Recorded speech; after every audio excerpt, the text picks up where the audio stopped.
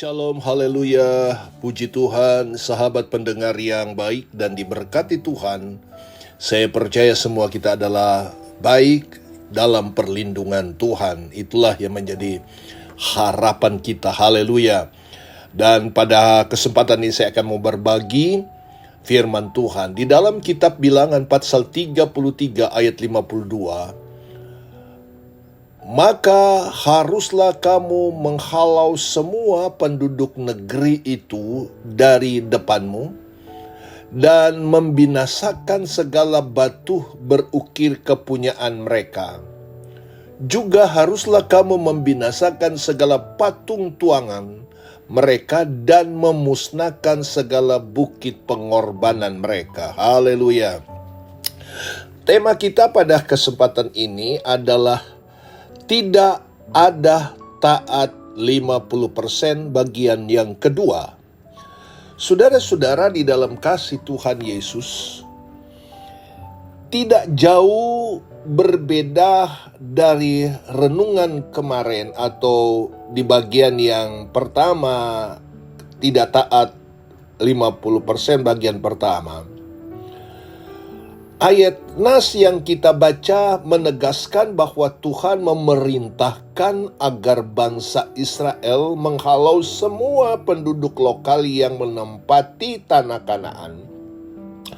Tanah yang dijanjikan Tuhan menjadi milik kepunyaan bangsa Israel. Saudara-saudara, mengapa mereka harus dihalau? Karena perbuatan penduduk lokal di situ sangat jahat dan biadab seperti dikatakan oleh pemazmur.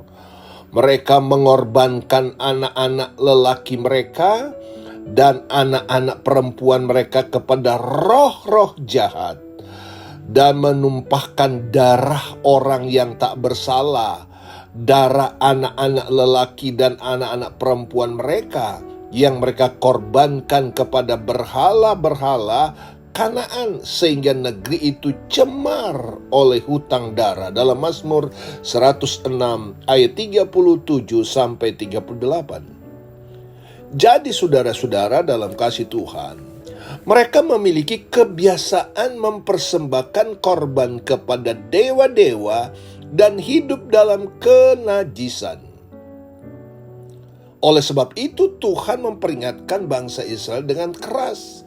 Jika kamu tidak menghalau penduduk negeri itu dari depanmu, maka orang-orang yang kamu tinggalkan hidup dari mereka akan menjadi seperti selumbar di matamu dan seperti duri yang menusuk lambungmu, dan mereka akan menyesatkan kamu di negeri yang kamu diami itu. Di dalam Bilangan 33 ayat yang ke-55. Jadi saudara-saudara dalam kasih Tuhan, ya, kita lihat bahwa Allah melihat keadaan umat Tuhan ini. Ya. Semua penduduk lama yang mendiami ke Kanaan harus dimusnahkan tanpa terkecuali. Jika tidak, bangsa Israel akan terkena dampak dari tidak baik di kemudian hari.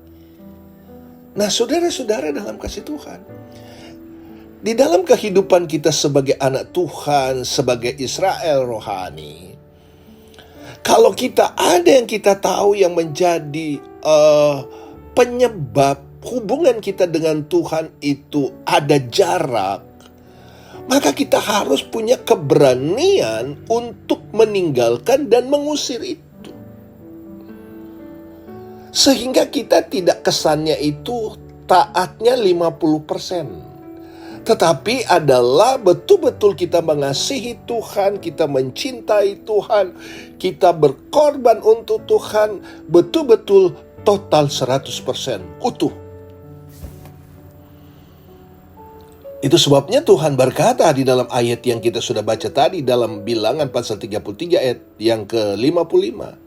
Jika kamu tidak menghalau penduduk negeri itu dari depanmu, maka orang-orang kamu tinggalkan hidup dari mereka akan menjadi selumbar di matamu.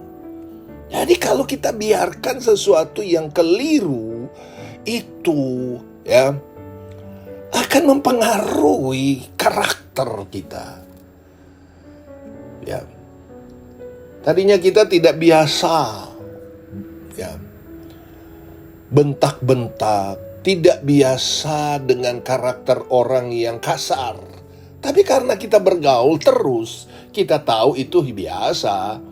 Maka saudara-saudara, dengan sendirinya roh itu akan transfer ke kita. Dengan sendirinya kita akan ikut-ikutan. Toh nggak apa-apa. Akhirnya saudara-saudara di dalam kasih Tuhan itu menjadi penghalang, membentuk kita menjadi karakter yang tadinya tidak bentak-bentak, tadinya tidak kasar, menjadi kasar. Ya.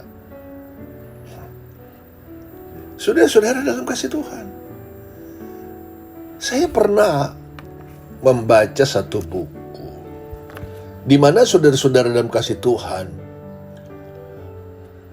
dalam sebuah pelayanan, dia mengutarakan bagaimana dia mengidolakan seorang hamba Tuhan. Dia senang. Ya. Tapi dia tidak tahu karakter hamba Tuhan ini.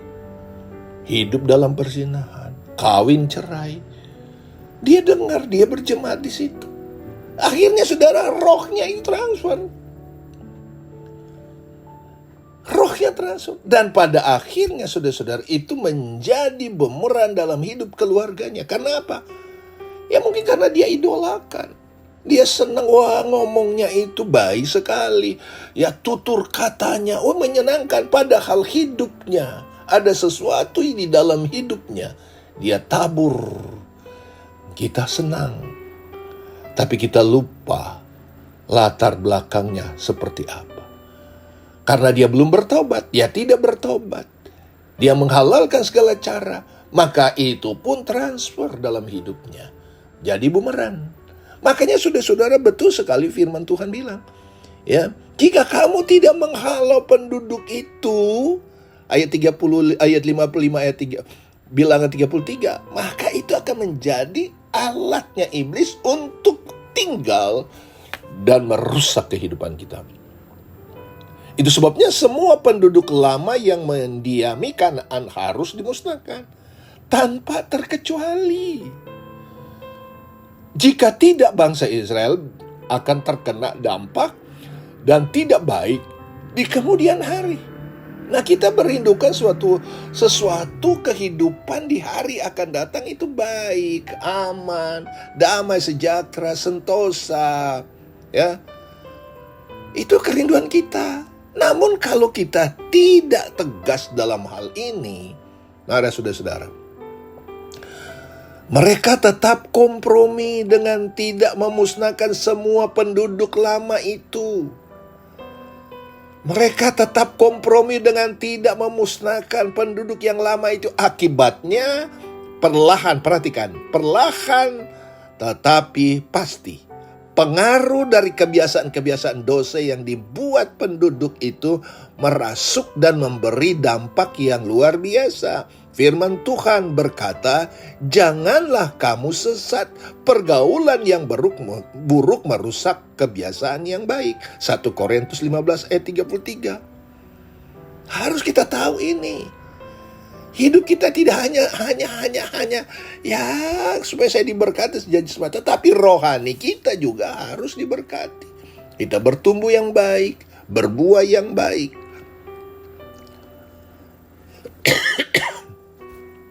Tuhan mengizinkan Kanaan kepada kita.